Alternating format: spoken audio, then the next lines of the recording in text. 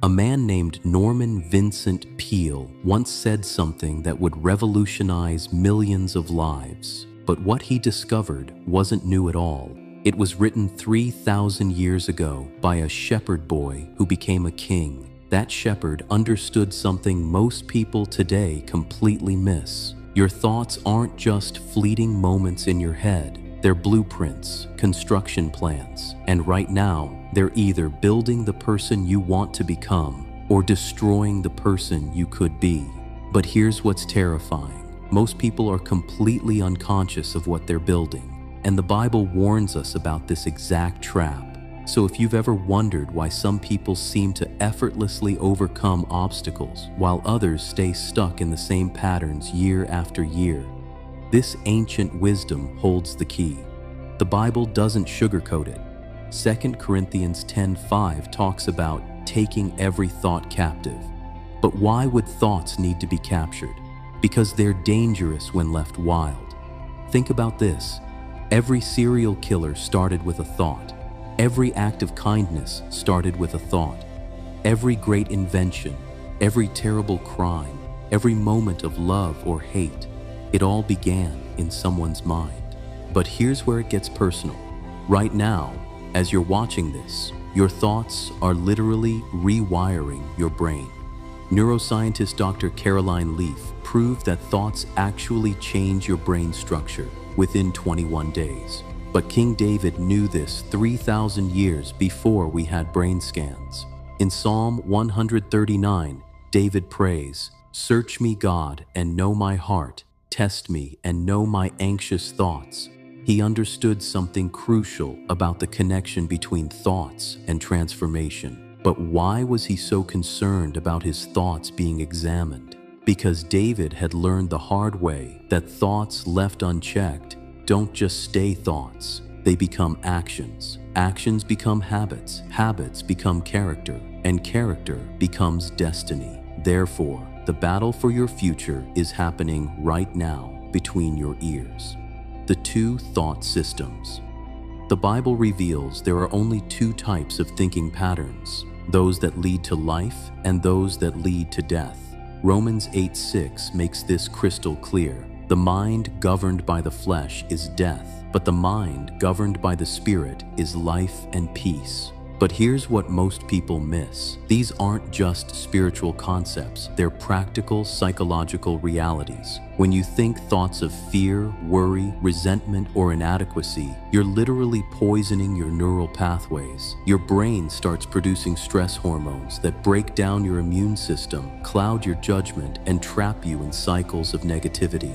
Until you realize this, every time you choose a different thought, you're choosing a different you. Philippians 4:8 gives us the blueprint. Whatever is true, whatever is noble, whatever is right, whatever is pure, whatever is lovely, whatever is admirable, if anything is excellent or praiseworthy, think about such things. But this isn't positive thinking. This is strategic thinking. Paul understood that your thought life is the foundation of everything else. Therefore, when you fill your mind with truth, beauty, and excellence, you're not just feeling better, you're literally becoming better. Your brain creates new neural pathways, your body chemistry changes, your decisions improve, your relationships transform. But here's the challenge most people face. How do you actually change thought patterns that have been running your life for years?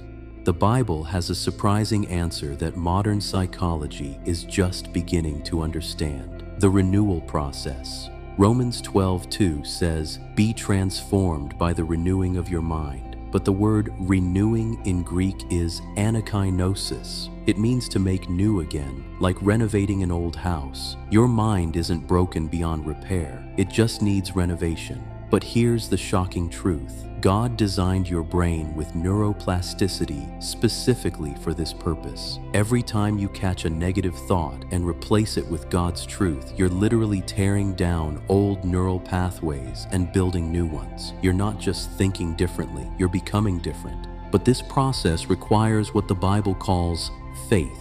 And faith, according to Romans 10:17, comes by hearing God's word. When you consistently expose your mind to biblical truth, something powerful happens. your default thinking patterns begin to shift. Instead of automatically assuming the worst, you start expecting God's goodness. Instead of focusing on problems, you start seeing possibilities. Instead of being controlled by circumstances, you start creating them. This is why David could face Goliath.